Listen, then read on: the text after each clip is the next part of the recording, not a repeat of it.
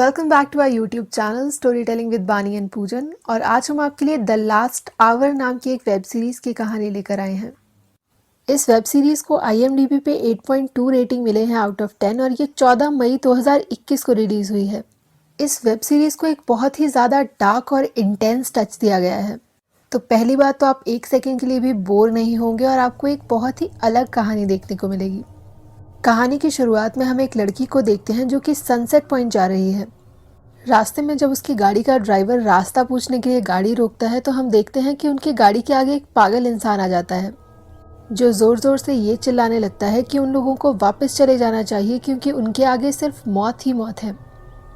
वो उन्हें बार बार इस बात के लिए आगाह करता है कि अगर वो लोग आगे गए तो वो लोग मर जाएंगे, लेकिन फिर भी ड्राइवर और वो लड़की उनकी एक नहीं सुनते।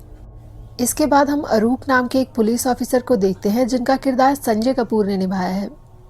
अरूप का ट्रांसफ़र मुंबई से नॉर्थ ईस्ट में हुआ है और हम देखते हैं कि कमिश्नर भूटिया वहां उनका स्वागत करते हैं। साथ ही हम सुनते हैं कि कमिश्नर भूटिया अरूप से कहते हैं कि जो भी उनकी बीवी के साथ हुआ वो सुन के उन्हें बहुत ज़्यादा दुख हुआ। अरूप के आते ही वहाँ एक मर्डर हो जाता है और हम देखते हैं कि अरूप को उसकी इन्वेस्टिगेशन के लिए जाना पड़ता है। ये मर्डर आरजू मुखर्जी नाम की एक बंगाली एक्ट्रेस का हुआ है जो कि कैलकाटा से नॉर्थ ईस्ट घूमने आई थी। इंस्पेक्टर जयदीप राणा जहां ये कंक्लूजन निकालते हैं कि इस लड़की का कत्ल उसके ड्राइवर ने किया है, वहीं हम देखते हैं कि SI लिपिका कहती है कि अभी फॉरेंसिक्स ने कुछ प्रूव नहीं किया है, इसीलिए मर्डरर कोई भी हो सकता है। अब कहानी में जो नाम के एक लड़के की एंट्री होती है जो कि अपने भाई देव के साथ वहाँ पहाड़ों में रहता है। जो अपने भाई देव को बताता है कि वो इला नाम की एक लड़की को शादी के लिए प्रपोज करने वाला है। इस पर देव उसे कहता है कि वो लोग 1-2 साल से ज़्यादा किसी भी एक जगह पर नहीं रह सकते, इसीलिए जो को शादी का ख्याल छोड़ देना चाहिए। इसके साथ ही जो एक अनजान आदमी का जिक्र करता है और अपने भाई से कहता है कि अब हमें भागने की कोई ज़रूरत नहीं है क्योंकि हो सकता है कि वो इंसान अभी तक मर चुका हो। ऐसा कहते ही जो इला से मिलने चला जाता है। जाने से पहले देव जो से ये सवाल करता है कि आज भगवान उसे क्या कह रहे हैं कि उसका दिन कैसा होगा। इस पर जो जवाब देता है कि भगवान कह रहे हैं कि आज उसका दिन बहुत बड़ा होगा। हमें देव के चेहरे पर एक परेशानी दिखाई देती है और वो जो से पूछता है कि बड़ा या अच्छा, और ये सुनने से पहले ही हम देखते हैं कि जो वहाँ से चला जाता है। आरजू के मर्डर को लेकर सबकी थ्योरी यही कह रही है कि उसका मर्डर उसके ड्राइवर ने किया है, लेकिन लिपिका जब उस जगह का मुआयना करती है तो उसे थोड़ी ही दूरी पर ड्राइवर की भी लाश मिलती है। अब उन लोगों के पास आरजू के मर्डर के लिए 2 सस्पेक्ट बचे हैं, जिनमें से एक की उसका एक्स बॉयफ्रेंड है और दूसरा उसका मैनेजर। हम देखते हैं कि पुलिस स्टेशन में यह खबर फैल जाती है कि आरजू के पिता ने उसके मर्डर मिस्ट्री सॉल्व करने वाले पर 30 लाख रुपए इनाम रखा है। इसके बाद हम पाइन फॉरेस्ट में देव को देखते हैं जो कि तीर कमान के साथ एक अजीब सा रिचुअल परफॉर्म कर रहा है। तभी उसे अपने सामने से गुजरती हुई नीमा दिखाई देती है। असल में नीमा अरूप की पत्नी है जिसकी कुछ साल पहले ही मौत हो चुकी है। देव नीमा का पीछा करता रहता है और हम देखते हैं कि वो उसे अपनी बेटी परी के पास ले जाती है। अपनी माँ की मौत के बाद हम देखते हैं कि परी बहुत ज़्यादा डिस्टर्ब्ड है। उसे बहुत ही अजीब अजीब तरह की आवाज़ें सुनाई देती हैं जो कि उसे मर जाने के लिए कहती हैं। नीमा पहाड़ की चोटी से कूदने ही वाली होती है कि तभी देव वहाँ आकर उसे बचा लेता है। वो दोनों एक दूसरे को देखते हैं और हमें नजर आता है कि उन दोनों के बीच में एक अलग तरह का पैशन है। नीमा जब उन दोनों को एक साथ देखती है तो वो स्माइल करती है और वहाँ से चली जाती है। वहीं दूसरी तरफ हम देखते हैं कि अरूप अपनी टीम के साथ आरजू की मर्डर मिस्ट्री को सॉल्व करने में लगा है। पुलिस को यह टिप मिलती है कि कोई आरजू का टैबलेट बेचने की कोशिश कर रहा है और इसी टिप को फॉलो करते हुए वो लोग पाइन फॉरेस्ट पहुंच जाते हैं। राणा कहता है कि लिपिका इस जंगल को अच्छे से जानती है, इसलिए लिपिका और अरूप को साथ में जाना चाहिए। और राणा कहता है कि वो और तामंग एक साथ जाकर देखेंगे कि जंगल में आखिर वो लोग कहाँ छुपे हैं। अभी वो लोग जंगल में ही घूम रहे होते हैं कि तभी हम देखते हैं कि गोलियों की आवाज़ सुनाई देती है। अरूप और लिपिका जब वो गोलियों की आवाज़ सुनते हैं और उस तरफ जाते हैं तो वो वहाँ देखते हैं कि वहाँ डोमा के पिता और देव के भाई जो की लाश पड़ी है। जब राणा और तामंग से इस बारे में पूछा जाता है तो वो लोग अरूप को बताते हैं कि जैसे ही वो लोग जंगल में आए इन दोनों ने उनके ऊपर तीर चलाना शुरू किए और अपने आप को बचाने के लिए उन दोनों को उन पे गोली चलानी पड़ी। लिपिका और अरूप को उन दोनों लाशों के पास पैसे भी पड़े हुए दिखाई देते हैं और इस बात से वो लोग ये अंदाज़ा लगाते हैं कि शायद उन दोनों ने ही आरजू को मारा था। जब अरूप वहाँ पहुँचा तो डोमा के पिता की मौत हो चुकी थी, लेकिन जो अभी भी जिंदा था। जैसे ही अरूप जो के पास जाता है तो हम देखते हैं कि जो उसके कान में कहता है कि इला मैं आ रहा हूँ। और ऐसा कहने के बाद ही उसकी मौत हो जाती है। डोमा और देव जब वो लाशें देखते हैं तो वो पागल से हो जाते हैं। जब वो पुलिस वालों से इस बारे में पूछते हैं कि आखिर उन्होंने इन दोनों को क्यों मारा, तो इस पर अरूप कहता है कि उन दोनों ने एक कत्ल किया था और वो पुलिस वालों पे हमला कर रहे थे।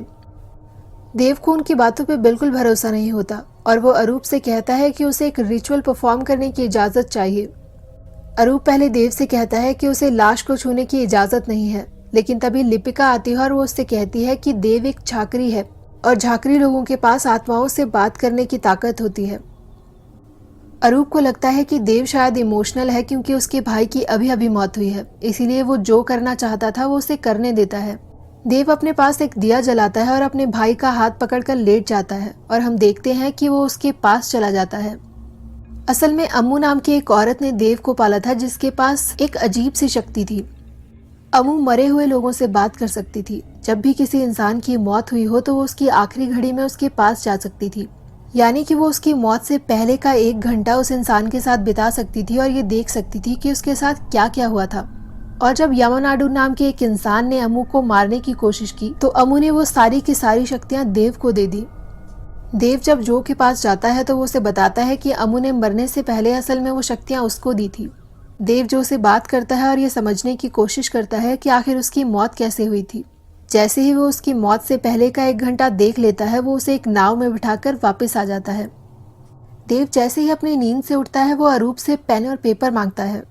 पेन और पेपर मांगने के बाद वो उस पेपर पर राणा की एक फोटो ड्रॉ करता है। देव अरूप से कहता है कि जो और डोमा के पिता को राणा ने मारा है। किसी ने भी राणा और तामंग के ऊपर एक भी तीर नहीं चलाया था। असल में उन दोनों ने ये प्लॉट बनाया था ताकि वो इनाम की रकम पा सकें। राणा ने पेड़ों पर वो तीर अपने हाथों से गाड़े थे और ऐसा करने के बाद उसने डोमा के पिता और जो को जान से मार दिया और उनके पास पैसे फेंक दिए। राणा को जैसे ही ये पता चलता है कि अब अरूप सब जानता है तो हम देखते हैं कि वो उसके ऊपर गोली चलाने की कोशिश करता है, लेकिन बहुत ही चालाकी से हम देखते हैं कि अरूप और देव राणा और तामंग को जान से मार देते हैं। लेकिन इसी जद्दोजहद में हम देखते हैं कि देव को भी एक गोली लग जाती है। क्योंकि अरूप इन सब बातों में नहीं मानता इसलिए वो देव को बार बार टेस्ट करता है। वो देव से कहता है कि आखिर उसे कैसे पता चला कि राणा ने ही उसके भाई को मारा था। तो इस पर वो कहता है कि मैंने आपको कहा था कि मैं किसी भी इंसान की आखिरी घड़ी देख सकता हूँ। जब अरूप देव से इस बात का सबूत मांगता है तो हम देखते हैं कि देव उसे अपनी तरफ खींचता है और उसके कानों में कहता है कि इला मैं आ रहा हूँ। ये वही शब्द थे जो ने मरते वक्त अरूप के कान में कहे थे और अरूप ये बात जानता था कि ये सब इतना धीरे कहा गया था कि ये किसी और को सुनाई दे ही नहीं सकता था। जब ये सब हो रहा था तो वहाँ सोनम नाम का एक पुलिस ऑफिसर भी था। हम देखते हैं कि एक झाकरी उसकी माँ को ये बताता है कि उसके बेटे की मौत पहाड़ से गिरने से होगी। सोनम इन सब बातों पर भरोसा नहीं करता इसलिए फ्रॉड कहकर उन्हें अपने घर से भगा देता है। इस पर सोनम की माँ उस झाकरी थापा से ये कहती है कि इससे अच्छा तो वो दिए वाला झाकरी था जो दिया जलाकर इंसान का फ्यूचर बताता है। थापा जैसे ही ये बात सुनता है हम देखते हैं कि वो ये सब जाकर यामानाडू को बता देता है और उससे कहता है कि जिस दिए वाली झाकरी की वो इतने सालों से तलाश कर रहा है वो यहीं पर है। अरूप क्योंकि देव की बातों से अभी भी कन्विंस नहीं है इसलिए वो उसे आरजू की लाश के पास ले जाता है और उसे कहता है कि वो आरजू की लाश से बात करे। इस पर देव उसे कहता है कि उसकी भी कुछ सीमाएं हैं और वो सिर्फ उन्हीं लाशों से बात कर सकता है जिनकी मौत हाल ही में हुई हो और उनका शरीर गर्म हो। ऐसी लाश जो बहुत ज़्यादा पुरानी हो और जिसका शरीर ठंडा पड़ चुका हो उनसे वो बात नहीं कर सकता। इस पर अरूप हंसने लगता है और कहता है कि वो पहले से ही जानता था कि वो एक फ्रॉड है। तभी देव को ड्राइवर की भी लाश दिख जाती है जिसके हाथ में ठीक वही कड़ा था जो उसके हाथ में भी था। अब देव अरूप को बताता है कि आरजू की मौत इस ड्राइवर की वजह से हुई थी और ये कत्ल और कोई नहीं बल्कि यामानाडू कर रहा है। जब यामानाडू ने अम्मू को मारा था तो अम्मू ने अपनी ताकतें देव को दी थी, लेकिन ये बात यामानाडू नहीं जानता था। उसे नहीं पता था कि आखिर अम्मू ने कौन सी झाकरी में वो ताकतें डाली हुई हैं, इसीलिए वो सब के सब झाकरियों को अब जान से मार रहा है। इस सब के बाद देव ये शहर छोड़कर जाने लगता है क्योंकि उसके भाई के मरने के बाद उसके लिए यहाँ कुछ रह नहीं गया है। साथ ही हम देखते हैं कि अरूप वैसे तो उसकी बातों पर भरोसा नहीं करता, लेकिन फिर भी वो चाहता है कि वो इसे इन्वेस्टिगेट करे। वो लिपिका से इस वैली में हुए सब मर्डर्स की लिस्ट मांगता है। जब वो उन सब मर्डर्स को इन्वेस्टिगेट करता है तो उसे ये बात काफ़ी ज़्यादा हैरानी वाली लगती है कि जिन भी लोगों की मौत हुई थी उनके हाथ पर वही सेम कड़ा था जो देव के हाथ पर है। और अब कहीं ना कहीं अरूप को भी देव की कहानी पर भरोसा होने लगा है और उसे भी यही लगता है कि ये सब यामानाडू कर रहा है। अब देव और अरूप की काफ़ी ज़्यादा अच्छी दोस्ती हो जाती है। तो एक दिन हम देखते हैं कि अरूप देव को अपने घर डिनर पे बुलाता है। जैसे ही देव अरूप के घर पहुंचता है और वहां परी को देखता है तो हम देखते हैं कि दोनों एक दूसरे को देख के काफ़ी ज़्यादा हैरान हो जाते हैं। परी देव से ये वादा लेती है कि वो उसके पिता को कुछ भी नहीं बताएगा। देव ऐसा ही करता है, लेकिन हम देखते हैं कि उसे नीमा भी दिखाई देती है। जब वो अरूप से ये पूछता है कि क्या मैम खाना नहीं खाएंगी, तो इस पर अरूप जवाब देता है कि उसकी बीवी की मौत 1 साल पहले ही हो चुकी होती है। अब देव को ये समझ आने लगता है कि नीमा आखिरकार उसे उस दिन परी के पास क्यों ले गई थी। तभी हम देखते हैं कि डिनर टेबल पर परी देव से कहती है कि आज वो उसके कॉलेज के ऑडिटोरियम में क्या कर रहा था। इस पर अरूप परी से कहता है कि शायद उसे कोई गलत फहमी हो रही है, क्योंकि आज तो पूरा दिन देव उसके ही साथ था। थापा के बताए अनुसार सोनम की मौत एक्सीडेंट में हो जाती है। इस पर अरूप देव से कहता है कि इस मर्डर को सॉल्व करने के लिए उन्हें देव की मदद चाहिए, क्योंकि यहाँ कोई विटनेस नहीं था, तो ये जानना बहुत मुश्किल है कि आखिर ये एक्सीडेंट हुआ किसकी वजह से था। देव पहले तो आनाकानी करता है, लेकिन हम देखते हैं कि फिर वो ये रिचुअल परफॉर्म करने के लिए तैयार हो जाता है। जैसे ही देव सोनम की आखिरी घड़ी में जाता है, वो देखता है कि उसका एक्सीडेंट एक नीले कलर के टेम्पो ने किया था। वो सोनम को भी उसी बोट में बिठाता है और वापस आने लगता है, लेकिन हम देखते हैं कि इस बार वो भटक जाता है और वो सीधा परी के पास पहुंचता है। लेकिन कमाल की बात ये थी कि परी उसे देख सकती थी और परी के अलावा वो किसी भी और को नजर नहीं आता था। देव कहीं ना कहीं परी से ऑब्सेस हो चुका था और वो दिन रात उसके स्केचेस बनाता रहता था। लेकिन हम ये देखते हैं कि एक दिन यामानाडू को देव के ठिकाने के बारे में पता लग जाता है। उसे ये पता चलता है कि देव डोमा के पिता के यहाँ काम किया करता था, इसीलिए वो डोमा के पास जाता है और देव के बारे में पूछताछ करता है। डोमा उसे कुछ भी बताने से इनकार कर देती है, जिस पर यामानाडू कहता है कि वो उसका चाचा है और वो उससे मिलना चाहता है। डोमा कहीं ना कहीं उस पर भरोसा करने लगती है और वो उसे देव के घर का एड्रेस दे देती है। क्योंकि उस दिन देव अरूप के साथ इन्वेस्टिगेशन में बिजी था, इसीलिए हम देखते हैं कि वो गुरुंग को अपने घर छोड़ जाता है। इसीलिए वो गुरुंग को देव समझकर जान से मार डालते हैं, लेकिन थोड़ी ही देर में उन्हें समझ में आता है कि ये देव नहीं है। उन्हें ये लगता है कि डोमा ने झूठ बोला है, इसीलिए वो लोग डोमा के घर जाते हैं। देव जैसे ही अपने घर जाता है और गुरुंग को इस हालत में देखता है, वो गुरुंग के साथ भी वही रिचुअल परफॉर्म करता है। उसे दिखाई देता है कि गुरुंग की जान थापा और यामानाडू ने ली है और अब वो डोमा के पीछे हैं। देव और अरूप डोमा के घर के लिए निकल जाते हैं, लेकिन थापा और यामानाडू वहां पहले से ही पहुंच चुके हैं और वो उसे जान से मारने की कोशिश कर रहे हैं। क्योंकि अरूप और देव वहां वक्त से पहुंच जाते हैं, इसलिए डोमा तो बच जाती है, लेकिन वो थापा की टांग को मार मार कर जख्मी कर देती है। डोमा के साथ जो कुछ भी हुआ उसके बाद देव उसके लिए बहुत ज्यादा डर जाता है, इसीलिए वो उसे कहता है कि उसे कुछ दिनों के लिए अपने अंकल के घर चले जाना चाहिए। देव डोमा को बताता है कि असल में वो लोग उसे नहीं बल्कि देव को मारने आए थे। डोमा देव को अपने साथ चलने के लिए कहती है, लेकिन देव उससे कहता है कि अब वो जिंदगी में और भागना नहीं चाहता। हम देखते हैं कि देव की जान बचाने के लिए अरूप उसे एक नया रूम दिलाता है। अब कहीं ना कहीं वो उस पर भरोसा करने लगा है और वो उसे कहता है कि वो उसे कभी भी धोखा ना दे। क्योंकि परी मुंबई से आई थी, इसलिए वो यहाँ कुछ ज़्यादा लोगों को जानती नहीं थी, लेकिन अब उसे कुछ नए दोस्त मिल गए थे, जैसे कि लोकी और पिंटो। लोकी और पिंटो दोनों ही उसे पसंद करते थे। लोकी जहाँ कॉलेज का स्टड था, वहीं दूसरी तरफ पिंटो को कोई भी नहीं देखता था, क्योंकि उसकी टांग पोलियो से ग्रसित थी। एक रात परी अपने नए दोस्तों के साथ पब में जाती है और थोड़ी ही देर में हम देखते हैं कि वहाँ ड्रग्स के लिए पुलिस की रेड पड़ जाती है। परी डर जाती है और डर के वो वहाँ से भागने लगती है। तभी उसे वहाँ देव दिखाई देता है और वो उससे मदद मांगती है। देव उसे अपने घर ले जाता है और अपने घर में छुपा देता है ताकि पुलिस उसे ना देख पाए। परी उसे अपनी माँ की मौत के बारे में बताती है कि किस तरह से उनकी मौत होने से पहले उसके माता पिता का झगड़ा हुआ था। परी देव से ये कहती है कि उसे ये बात हमेशा खाती रहती है कि आखिर उसकी माँ की मौत कैसे हुई थी। उसके माता पिता दोनों ही एक साथ गाड़ी में निकले थे, लेकिन ऐसा कैसे हो सकता है कि उसके पिता बिल्कुल सही सलामत है और उसकी माँ की मौत हो चुकी है। क्योंकि परी जानती है कि देव एक झांकरी है, इसलिए वो उससे मदद मांगती है। परी उससे कहती है कि जब वो दूसरी दुनिया में जाता है, क्या वो वहाँ उसकी माँ को ढूंढ सकता है। तो इस पर देव उसे कहता है कि ये सब चीज़ें फॉरबिडन हैं। जब भी वो किसी आत्मा के साथ होता है तो उसका काम है उसे नाव तक पहुँचाना, और उसके अलावा वो कहीं भी इधर उधर नहीं जा सकता। देव कहीं ना कहीं परी की मदद करना चाहता है, लेकिन अमू की कही हुई एक बात उसके कानों में हमेशा गूंजती रहती है कि ये शक्ति तुम्हारी खुशी के लिए नहीं है देव। थापा और यामानाडू अब दोनों ही फरार हैं, क्योंकि उन दोनों के स्केचेस हर न्यूज़पेपर में हैं, इसीलिए हम देखते हैं कि एक बूढ़ी औरत एक दिन उन्हें आइडेंटिफाई कर लेती है। वो पुलिस से कॉल लगाती है और उन्हें कहती है कि उसने थापा को अपनी दुकान पर देखा था। अरूप, लिपिका और देव का यामानाडू और थापा से आमना सामना तो जरूर होता है, लेकिन हम देखते हैं कि वो लोग हवा में कहीं गायब हो जाते हैं।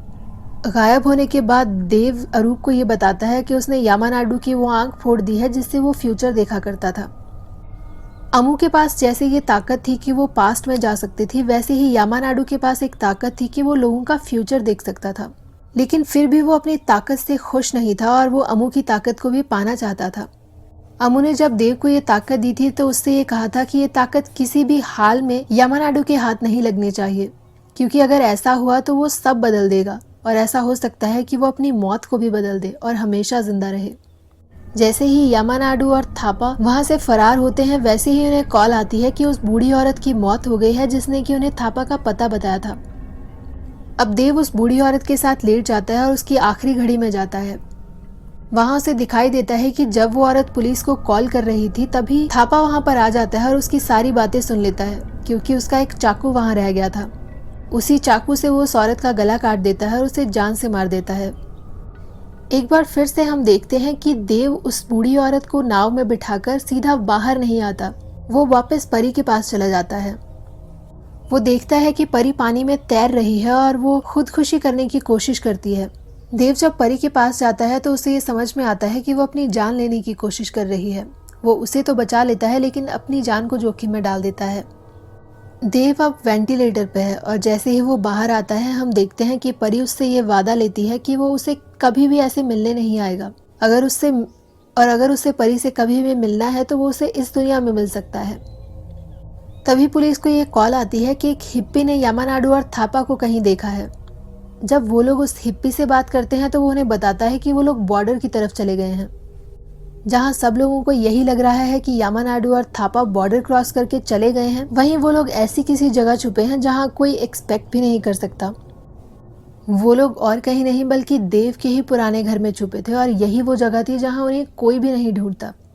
यामानाडू की आंख और थापा की टांग दोनों ही सड़ने वाले हैं क्योंकि वो लोग डॉक्टर के पास नहीं जा सकते। जब देव ने यामानाडू की आंख फोड़ी थी तो उसके बाद वो अब फ्यूचर नहीं देख सकता। इस बात से वो इतना ज्यादा गुस्सा हो जाता है कि अब वो देव को जान से मार डालना चाहता है। उसे समझ नहीं आता वो क्या करे, लेकिन तभी उसे देव के घर में परी के स्केचेस दिखाई देते हैं और अब हम ये कह सकते हैं कि उसे देव की एक कमजोरी मिल गई है। हम देखते हैं कि कहीं ना कहीं देव को इस बात का गिल्ट होने लगता है कि वो अरूप को धोखा दे रहा है, इसीलिए वो अपना सारा सामान पैक करता है और वो शहर छोड़कर जाने लगता है कि तभी उसे वहां नीमा दिखाई देती है जो उसे कहीं लेकर जाना चाहती है। नीमा देव को परी के कॉलेज फंक्शन में ले जाती है। देव जब परी के पास पहुंचता है तो परी उससे कहती है कि तुम दो दो जगह कैसे हो सकते हो, और साथ ही वो उससे अपने प्यार का इजहार भी करती है। परी उसके पास आती है लेकिन वो उसे दूर धकेल देता है और उसे कहता है कि उसे यहाँ से जाना होगा क्योंकि वो उसके पिता को और धोखा नहीं दे सकता। परी उस पर इतना गुस्सा हो जाती है कि अपना फोन उसके सर पर फेंक देती है। देव को इससे काफी ज्यादा चोट लग जाती है और हम देखते हैं कि देव वहां से चला जाता है। थोड़ी ही देर बाद परी को अपनी गलती का एहसास होता है और हम देखते हैं कि वो पिंटू का फोन लेकर उसे कॉल लगाती है और वो उसे कहती है कि वो भी उसके साथ ये शहर छोड़कर चली जाएगी। देव उसे ऐसा करने से इनकार करता है लेकिन वो उसकी एक नहीं सुनती और साथ ही वो देव को बताती है कि वो भी बस स्टैंड आ रही है और वो उसके साथ चली जाएगी। जब देव बस स्टैंड पे उसका वेट कर रहा होता है तभी हम देखते हैं कि काका गाड़ी लेकर आते हैं। क्योंकि काका अरूप के ड्राइवर है इसलिए देव उन्हें पहचानता है और वो उनकी गाड़ी में बैठ जाता है। वो देव को बताते हैं कि उन्हें अरूप ने कहीं बुलाया है। जैसे ही देव अरूप के पास पहुंचता है उसे लगता है कि वो उसके और परी के बारे में सब जान गए हैं, लेकिन तभी हम ऐसा कुछ देखते हैं जिसे देखकर हमें अपनी आंखों पर भरोसा नहीं होता। वहां सामने परी की लाश पड़ी होती है और परी अब मर चुकी है। परी जब आखिरी बार देव से बात करती है तो वो बस स्टैंड जाने के लिए एक गाड़ी में बैठती है। उस गाड़ी में 3 लोग पहले से ही मौजूद थे जो उसके साथ जोर जबरदस्ती करना शुरू करते हैं और उसे जान से भी मार डालते हैं। इनमें से एक यामानाडू भी था जो कि गाड़ी में बैठे देव से बात करता है। वो देव से कहता है कि तुम इसे देख जरूर सकते हो लेकिन तुम कुछ कर नहीं सकते। यानी कि यामानाडू कहीं ना कहीं ये जानता था कि देव परी की आखिरी घड़ी में आएगा और ये सब दोबारा देखेगा। देव को ये तो समझ में आ जाता है कि गाड़ी में बैठे 2 लोग यामानाडू और थापा थे, लेकिन गाड़ी में बैठा तीसरा इंसान कौन था ये उसे अभी तक समझ में नहीं आया था। वो परी को उस जगह पर लेकर जाता है जहाँ की वो नाव आती थी, लेकिन इस बार देव को ये जानकर हैरानी होती है कि परी के लिए वो नाव नहीं आती। वो परी से कहता है कि ऐसा पहली बार हुआ है, लेकिन शायद अभी उसके जाने का वक्त नहीं हुआ। इसके बाद हम देखते हैं कि परी एक हॉस्पिटल बेड पे है और पास ही में उसकी आत्मा भी खड़ी है जो कि उस नाव में नहीं बैठ पाई थी। सब लोगों को इस बात के लिए लोकी पर शक होता है और वो लोकी को इंटेरोगेट करते हैं, लेकिन थोड़ी ही देर बाद हमें पता चलता है कि लोकी उस रात प्रिंसिपल की बेटी के साथ था और ये बात इसीलिए राज रखी जा रही थी ताकि प्रिंसिपल को पता न चले। तभी हम देखते हैं कि परी की एक क्लासमेट बीना वो अरूप के पास आती है और उसे एक शैमन नाम की एक किताब देती है।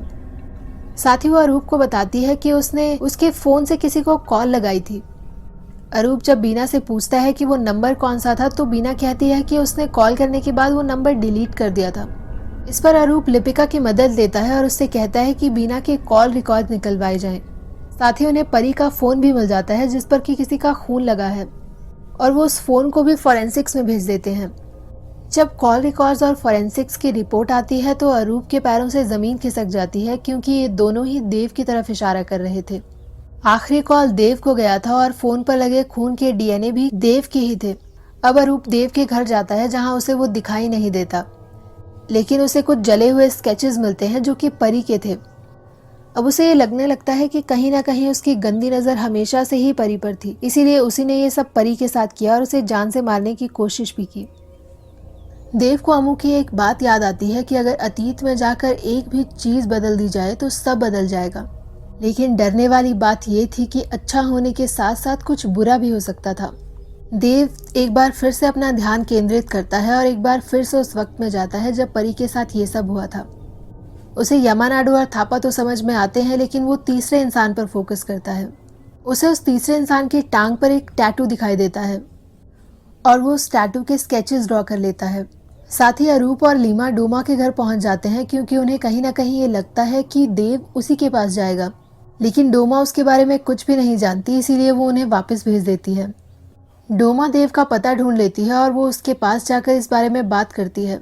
उसे इस बात पर पूरा भरोसा है कि उसने परी के साथ कुछ भी नहीं किया, इसलिए वो उसकी मदद करने की कोशिश करती है। जब वो उस टैटू को देखती है तो वो कहती है कि एक रक्षा टैटू है और ये तिब्बतन वुल्फ का टैटू बहुत ही खास लोग बनाते हैं। वो ऐसे किसी इंसान को जानती थी जो ये टैटू बनाया करता था, लेकिन उस इंसान की मौत हो चुकी थी, इसीलिए अब इस बारे में जानना बहुत मुश्किल था। लेकिन उसकी बेटी उन्हें ये बताती है कि इस तरह के टैटू आजकल फुटबॉल क्लब के लड़के बनाते हैं क्योंकि खेलने के दौरान उन्हें अक्सर चोट लग जाया करती है और ये टैटू रक्षा करने में मदद करता है। साथ ही अरूप उस इंसिडेंट के बारे में सोचता है जब नीमा की मौत हुई थी।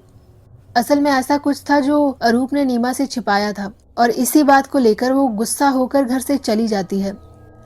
जब वो लोग एक खाई के पास पहुंचते हैं तो हम देखते हैं कि नीमा अरूप को गाड़ी से निकल जाने के लिए कहती है। वो उससे कहती है कि वो अकेली घर जा रही है और वो बाद में खुद से आ जाएगा। घर जाने के लिए जैसे ही वो गाड़ी रिवर्स करने लगती है हम देखते हैं कि उसकी गाड़ी खाई में गिर जाती है और उसकी मौत हो जाती है। लिपिका जब अपने बेटे अबू के साथ होती है तभी उसे वहां थापा दिखाई देता है। वो थापा की गाड़ी का पीछा करती है, लेकिन ये एक ट्रैप था। थापा लिपिका की गाड़ी का एक्सीडेंट कर देता है जिसकी वजह से उसे भारी चोट लगती है, लेकिन इसके बाद हम देखते हैं कि उसकी भी गाड़ी खाई में गिर जाती है, लेकिन पुलिस को उसकी लाश अभी तक नहीं मिली है। टैटू के बारे में जांच पड़ताल करने के बाद हम देखते हैं कि देव फुटबॉल क्लब आता है जहां की फुटबॉल का फाइनल्स चल रहा है। जब वो वहां सब लड़कों के टैटूज देखता है तो वहां उसे पिंटो की टांग पर वही सेम टैटू दिखाई देता है और अब वो 100% श्योर है कि वो तीसरा इंसान और कोई नहीं बल्कि परी का दोस्त पिंटो ही था। जैसे कि हमने आपको पहले भी बताया था, पिंटो पोलियो से ग्रसित था और वो हमेशा से चाहता था कि उसकी टांग ठीक हो जाए। एक दिन जब थापा पिंटो से मिलता है तो वो उसे यामानाडू के बारे में बताता है और बताता है कि उसके पास बहुत सी शक्तियां हैं और उन शक्तियों के जरिए वो उसकी टांग तक ठीक कर सकता है। पिंटो जब उनसे पूछता है कि उन्हें इस काम के लिए कितने पैसे चाहिए तो इस पर थापा कहता है कि उन्हें पैसे नहीं बल्कि कुछ और चाहिए और वो बदले में परी की मांग करते हैं। अब हम देखते हैं कि देव पिंटो का पीछा करता है जो कि अपने चाचा की एक दुकान पर जा रहा है। अरूप को भी कुछ लीड्स मिले थे जिन्हें फॉलो करते करते वो भी उसी दुकान तक पहुंच जाता है। देव जैसे ही पिंटो से इस बारे में पूछताछ करने लगता है तो हम देखते हैं कि वो अपने हाथ में एक लोहे की रॉड उठा लेता है। इससे पहले कि वो देव को मारता, हम देखते हैं कि देव उसे ही जान से मार डालता है। पिंटो के मरने के बाद हम देखते हैं कि देव उसके साथ वही सेम रिचुअल परफॉर्म करता है और उसकी आखिरी घड़ी में जाता है। उसकी आखिरी घड़ी में जाने के बाद उसे वहाँ यामानाडू दिखाई देता है और उसे ये समझ में आता है कि ये यामानाडू का जाल था। वो हमेशा से चाहता था कि वो पिंटो की आखिरी घड़ी में जाए और अब यामानाडू उसे ये बताता है कि ये पिंटो की आखिरी घड़ी नहीं बल्कि उसकी आखिरी घड़ी है। यामानाडू अब देव से उसकी शक्तियाँ लेने की कोशिश करता है और उसे कहता है कि अब उसे कोई नहीं रोक सकता। लेकिन हम देखते हैं कि इससे पहले कि वो ऐसा कर सकता, इससे पहले कि यामानाडू ऐसा कुछ करता, हम देखते हैं कि देव परी के पास जाता है। वो परी से कहता है कि तुम भी मेरी ही तरह खास हो, बस तुम्हें जो आवाज़ें सुनाई देती हैं तुम उन आवाज़ों पर ध्यान दो। हम देखते हैं कि परी ऐसा ही करती है और जैसे ही वो उठती है हम देखते हैं कि उसे अपनी माँ साफ साफ दिखाई देने लगती है। हम देखते हैं कि यामानाडू देव के गले पर वार करता है और देव उसी नाव के पास पहुंच जाता है। देव उस नाव में पहुंचता है और उसके साथ ही जाने वाला होता है कि तभी उसे परी का ख्याल आता है और वो ये सोचता है कि वो परी को इस हाल में छोड़कर नहीं जा सकता और ना ही वो यामानाडू के हाथ में ये सारी ताकतें लगने दे सकता है। वो बोट में बैठ चुका होता है लेकिन हम देखते हैं कि वो उसी वक्त उस बोट से नीचे कूद जाता है। अरूप वहां आ जाता है और देव को इस हालत में देख लेता है, लेकिन अरूप, पिंटो और देव अभी उस लकड़ी के घर के अंदर ही होते हैं कि तभी हम देखते हैं कि यामानाडू उस घर को आग लगा देता है। देव को अब अमू की कही हुई बातें याद आती हैं कि अतीत में अगर एक छोटी सी चीज़ भी बदल दी जाए तो पूरा का पूरा भविष्य बदला जा सकता है। इसी के साथ हम देखते हैं कि देव समय के बहाव को अपने कब्जे में कर लेता है और वो अतीत में चला जाता है। वो अतीत में जाता ज़रूर है लेकिन उसे ये समझ नहीं आता कि आखिर वो कौन से दिन में गया है कि तभी वहाँ उसे परी दिखाई देती है जो कि पहाड़ से कूद रही है। ये वही दिन है जब वो पहली बार परी से मिला था। इस बार जब वो परी से मिलता है और उसकी जान बचाता है, हम देखते हैं कि उसे अकेला छोड़कर जाने के बजाय वो उसे किस कर लेता है, यानी कि वो अतीत की एक छोटी सी चीज़ को बदल देता है जिसकी वजह से कि पूरा भविष्य बहुत ज़्यादा अलग हो जाएगा। इसी के साथ हमारी वेब सीरीज़ ख़त्म हो जाती है और हमें एक छोटी सी होप दी जाती है कि इस वेब सीरीज़ का सेकंड पार्ट भी आएगा। वैसे ये चीज़ बहुत ज़्यादा ऑब्वियस है लेकिन इस पूरी वेब सीरीज़ में मेरा फेवरेट कैरेक्टर देव था। The guy Karma who has played Dev is commendable.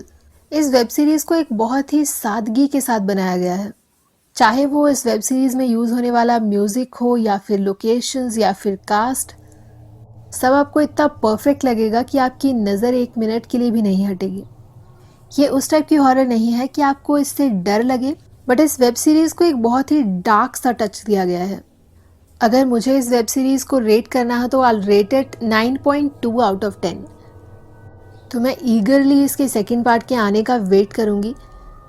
And thank you so much for watching this video और हमें कमेंट सेक्शन में बताइएगा ज़रूर कि आपको ये कहानी कैसी लगी और अगर हो सके तो आप अपना टाइम इसमें इन्वेस्ट करिएगा बिकॉज़ ये काफ़ी ज़्यादा वर्थ इट रहने वाला है। Thank you so much and stay tuned.